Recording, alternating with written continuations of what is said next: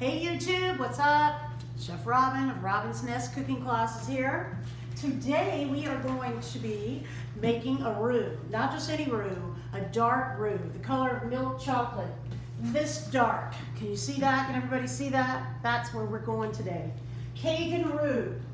Cajun roux. What is Cajun in Creole? All of that. People always argue about what that is. We're not going to worry about that today. Today we're strictly doing Cajun dark roux. I'm going to show you how to do it in less than 15 minutes. 15 minutes, you say? Oh no, it doesn't take an hour like everybody does because they do it wrong. So I'm about to give you a very important tip. How to make a dark roux in under 15 minutes. Now, put on my fabulous apron that my bestie got for me because she knows how much I like skulls. Come say hi to everybody, Barbara. Okay. Hi, everybody, Barbara. All right, everybody's got to see my girl. Look at my girl. Hi. Hey. I'm the videographer. So yes, she is. you guys will love this. All right, guys. Robin's Roux. Robin's roux. Say it again. Robin's Roux. Look at that. Isn't she precious? All right, it's all about me now. All right, back to me. Okay, so first things first. We're going to talk about fat. When you make a roux, you use 50-50 fat and flour. For your fat, because you need this to go so dark, you have got to use a fat that has a high smoke point. You cannot use olive oil and avocado oil, walnut oil, or any of that fancy, smancy other shit. And yes, you could use peanut, but why would you? They don't have a high enough smoke point. In order to get to this color, they will burn unless you use something like vegetable oil, canola oil, lard, Crisco. If you want to really get down, duck fat is the best, the bomb. French fries and duck fat, there you go.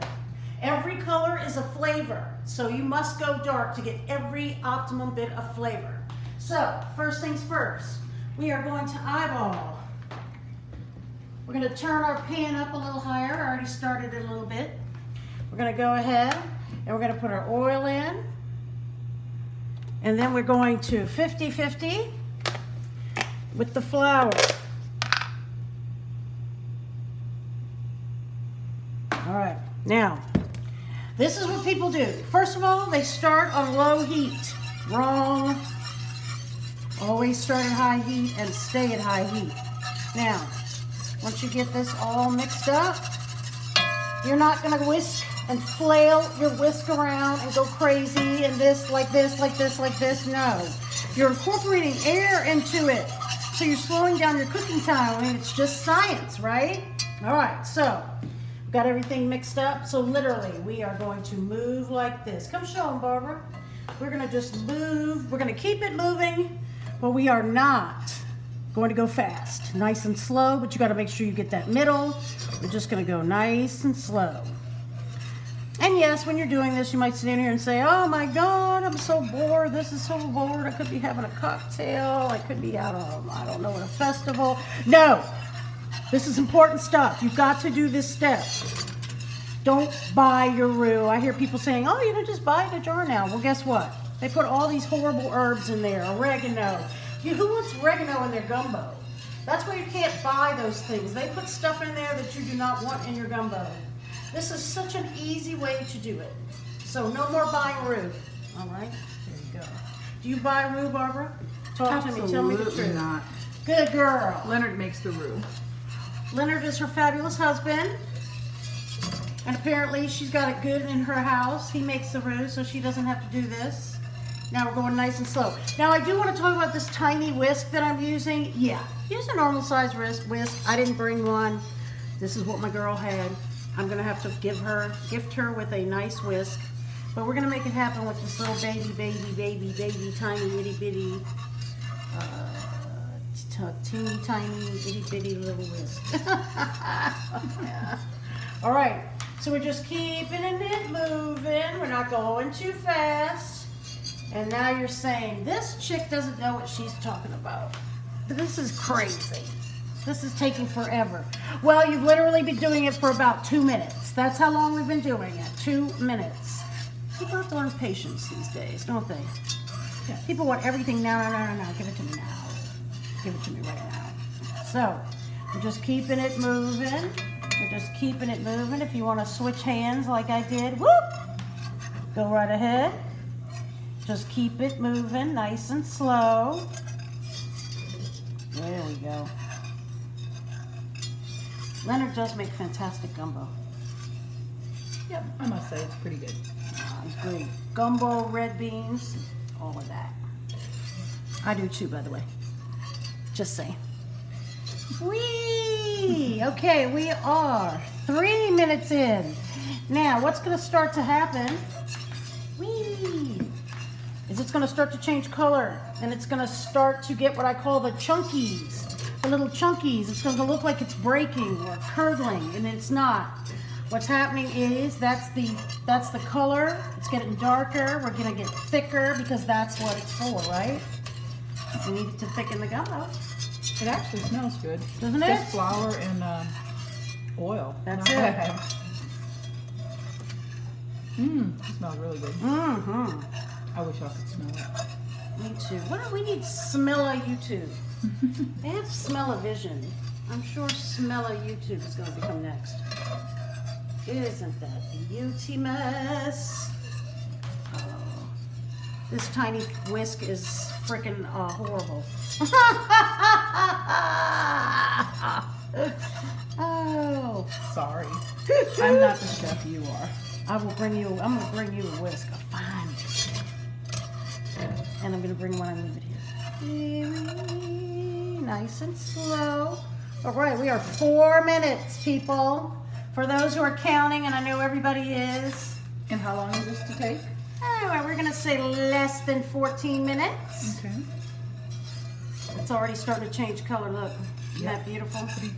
And No. tell us when the students come to your class, they're learning to do this, right? Absolutely. This is super important, the roux. The roux, any Cajun or Creole dish, about 98%, start with two things. You need a roux and you need the Trinity. When you come to my class, Robin's Nest cooking classes, starting November 1st on the point. More details later. You're going to learn all about the Trinity, making not only a dark roux, but we're going to make a blonde roux. We're going to make one with butter. Because we don't need it to go so dark, we can use butter and it won't burn. It's going to turn golden brown, and then that's going to be the perfect base for, say, an étouffée. Look at that. We're getting there. Now, I want to tell you how the process would go. At this point, if we were doing it in the class, we would already have cut up our vegetables, which is the Trinity, parsley, green onion. We would also have cut up our protein, which would be andouille sausage and chicken. And that would be sitting here ready. And when this roux turns a certain color, the first thing you do is turn down your heat and put your Holy Trinity in there. It's going to do two things. It's going to stop that roux from cooking, and it's going to start those vegetables sweating, which is what you want to do. So, that right there, look at that. Isn't that beautiful? But it's not there. Some people get afraid, and they say, oh my gosh, well, that's good. I don't want to burn it. That's not good. If every color is a flavor, you've got to go all the way. And it is a fine line about burning it, but you will learn. Practice makes perfect, I promise. Now, I'm just going to go nice and slow. Nice and slow. Looking good. Look at that. Man, I'm going to make something with that roux when you finish. All right, girl. Yeah, if you want to learn how to make gumbo, you got to come to the class. I can't give away all the secrets. This is a pretty big one, you know. People pay money to learn how to do this roux. Look at that. Look at that. So, did you tell us where your classes are going to be? Goodness. They are going to be at the Mount Olivet, a beautiful, old, gorgeous church on Algiers Point. You just take a ferry across, and I'm about 3 blocks from there. It's a beautiful space, great kitchen. We got a wonderful courtyard. It's fabulous. And of course, all the wine you can drink, but I may have to take the knives away first. I'm just saying, we'll have to see. Let's see. Now look at this. Now we're getting kind of close to where we would put our vegetables in. So what we need to do is, since we're not going to go ahead and do a gumbo today, what we're going to do is we're going to put this in a silver bowl. If you will find me one, my dear, or point me out one. A silver bowl. Yeah, a mixing bowl. Just a mixing bowl. A metal bowl. I only One of have your a little glass. metals. I don't have silver. Let's see what you got. But don't keep your hand on this. You see how we're rolling? I'll take that glass one right there, baby. Perfect.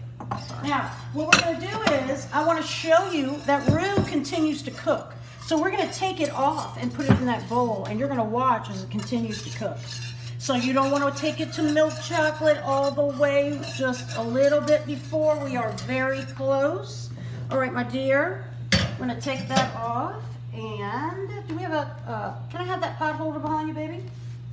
Look at that, gorgeous. Here we go. I'm gonna take this roux that is still cooking. We're gonna pour it into this bowl. Look at that. That is milk chocolate, baby. Look at that. How about that? Isn't that beautiful? Yes. That, my dears, is a Cajun roux. Look at that. Let me grab the picture. And it's still continuing to cook. So you have to remember, you've got to take it off a little bit. Ha ha, baby, right there. You have to take it off the stove a little bit or it will burn. Look at that. Isn't that perfect? Now, if you are making a roux for your gumbo and you had a little bit extra, you freeze it. Wait till it cools off, put it in little Ziploc baggies, and then you can pull them out, and then you're literally 30 minutes away from hundreds of Cajun and Creole dishes. So here we go. The beauty